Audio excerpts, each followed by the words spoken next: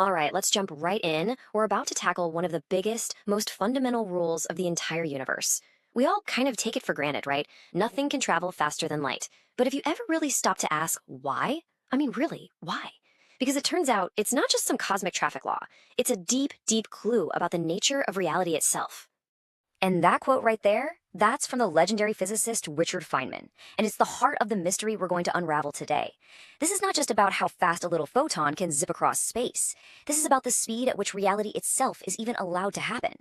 So, first things first, let's completely reframe how we think about this. We have to stop seeing this as just a property of light and start seeing it for what it is, a fundamental rule that is baked into the very fabric of spacetime. There it is, the number, almost 300,000 kilometers every single second. It's the ultimate barrier, an unbreakable wall that anything with mass, you, me, a spaceship, can never, ever reach. But that just brings us back to the big question, doesn't it? What is so special about this specific speed? You see, this isn't just about how fast you can move. It's a limit on information itself. Think about it like this. It's the refresh rate of the universe. It's the maximum speed at which a cause over here can create an effect over there. Every single interaction, every atom, every force, it's all bound by this universal tempo. Okay, so to understand how the universe actually enforces this crazy rule, our first stop has to be the mind of Albert Einstein. Now, he didn't explain why this limit exists, but he gave us the absolutely brilliant how the universe pulls it off. This right here is the bedrock of special relativity.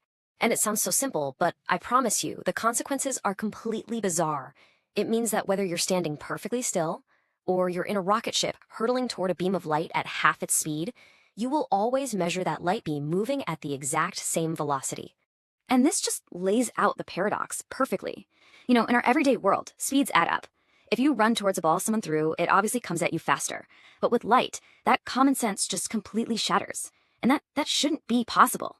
Unless our most basic ideas of space and time are wrong. So here it is, the crucial turning point.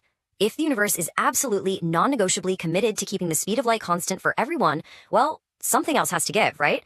The universe itself has to literally stretch and squeeze to make the math work out. And the very first thing to give is time. Yeah, to keep that light speed constant, time itself has to slow down for someone who's moving relative to someone who's standing still. And this isn't some illusion or a trick of the light. It is a real, measurable effect. The faster you go, the slower you experience time. And the second thing that gives time? Space. For that same person zipping along, the universe actually physically contracts in their direction of motion. A ruler flying past you at near the speed of light would literally be shorter than your ruler. These two effects, time dilation and length contraction, they work together in this kind of cosmic conspiracy to make sure nobody ever measures light going at any speed other than its one true constant speed. So Einstein gave us the how. He showed us how space-time itself warps to enforce the limit. But that still leaves the biggest question on the table. For the deeper why, we have to peel back another layer and turn to a different genius, Richard Feynman, and his dive into the bizarre world of the quantum realm.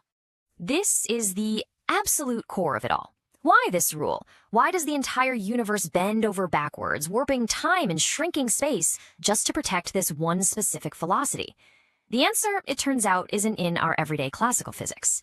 It's hiding in the strange, fuzzy rules of quantum mechanics.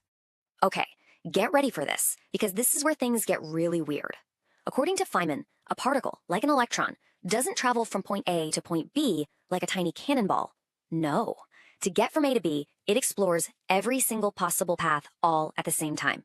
I'm talking straight paths, curved paths, paths that loop around the entire galaxy and come back again. It tries them all. So how on earth does that infinite chaos lead to the predictable reality we see? Well, it's a process of what's called quantum interference. Think of it like waves in a pond.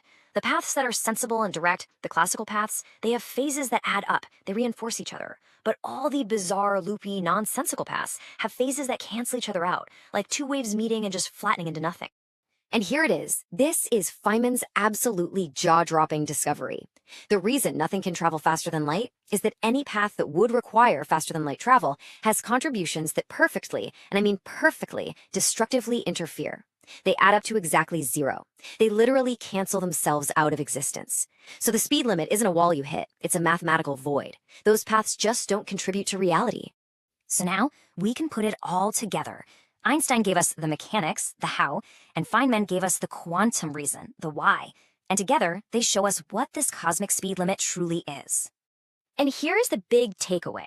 We really should stop calling it the speed of light. A much, much better name is the speed of causality, because that's what it is. It's the maximum speed at which a cause can create an effect.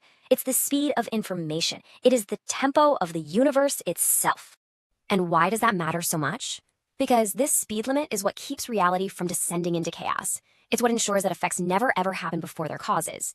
It prevents all sorts of paradoxes, like getting a message from the future telling you not to send the message in the first place. Without this limit, the very logical structure of our universe would simply unravel. So in the end, this ultimate speed limit, it's not a prison. It's not a cage holding us back from exploring the stars. It's actually the very foundation of an orderly, logical reality. It's the one rule that allows for a past, a present, and a future to even exist. The barrier isn't what confines us. It's the very thing that makes our existence possible in the first place.